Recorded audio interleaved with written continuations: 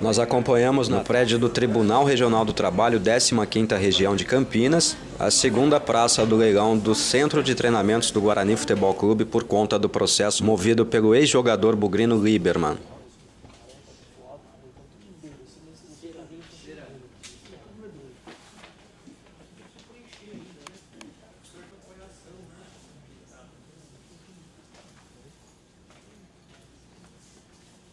Um leilão nervoso, com a presença do vice-presidente comercial do Guarani, Álvaro Negrão, e também do diretor jurídico do Guarani, Dr. Gustavo Tavares, onde ao final o próprio jogador solicitou a adjudicação do bem em troca do valor da dívida.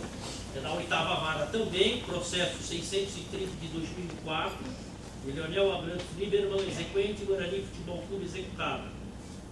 Ninguém interessado na relatação? Pois não. Nós oferecemos o lance pelo valor da dívida dele, para do crédito dele, no exequente.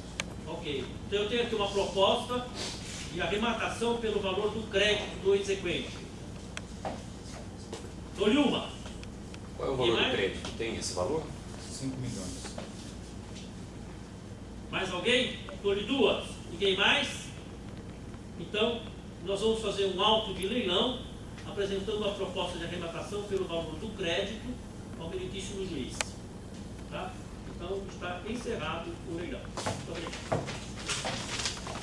Sobre a decisão e sobre o arremate, a proposta de adjudicação ainda cabe recurso, e tanto o Guarani quanto a Prefeitura Municipal de Campinas prometem vistas ao processo, tentando reverter essa situação. E o Guarani agora vai entrar com embargo de arrematação e eu acredito que a Prefeitura concomitante também vai entrar com uma ação para discutir o retorno desse bem, né, para a própria Prefeitura.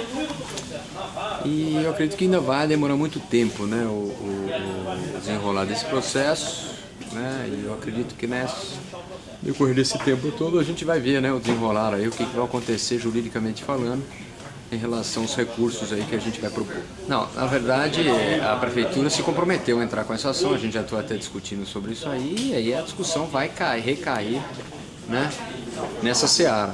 O Guarani vai entrar novamente, né, com o recurso cabível e vamos aguardar o Judiciário se pronunciar a respeito.